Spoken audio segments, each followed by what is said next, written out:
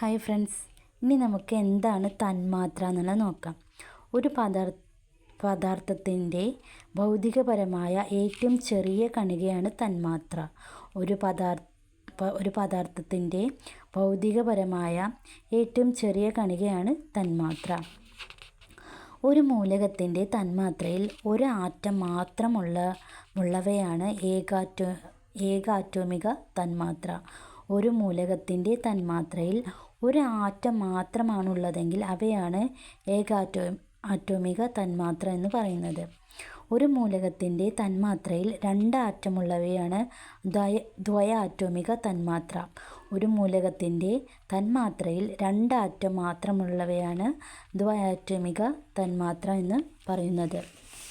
അടുത്തത്, ഒരു മൂലകത്തിൻ്റെ തന്മാത്രയിൽ രണ്ടിൽ കൂടുതൽ ആറ്റങ്ങളുള്ളവയാണ് ബഹു ആറ്റോമിക തന്മാത്ര എന്ന് പറയുന്നത്. ഒരു മൂലകത്തിൻ്റെ തന്മാത്രയിൽ രണ്ടിൽ കൂടുതൽ ആറ്റങ്ങളുള്ളവയാണ് ബഹു ആറ്റോമിക തന്മാത്ര എന്ന് പറയുന്നത്. തന്മാത്ര എന്ന പദം ആദ്യമായി ഉപയോഗിച്ചത് അവോഗാഡ്രോ ആണ്. ഒരു തന്മാത്രയിലെ വിവിധ ആറ്റങ്ങളുടെ ആകെ ആറ്റോമിക മാസാണ് മോളിക്യുലാർ മാസ് എന്ന് പറയുന്നത്. ഒരു തന്മാത്രയിലെ വിവിധ ആറ്റങ്ങളുടെ ആകെ ആറ്റോമിക മാസാണ് മോളിക്യുലാർ മാസ് എന്ന് പറയുന്നത്.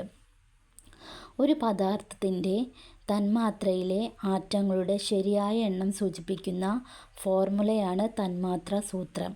ഒരു പദാർത്ഥത്തിൻ്റെ തന്മാത്രയിലെ ആറ്റങ്ങളുടെ ശരിയായ എണ്ണം സൂചിപ്പിക്കുന്ന ഫോർമുലയാണ് തന്മാത്രാ സൂത്രം.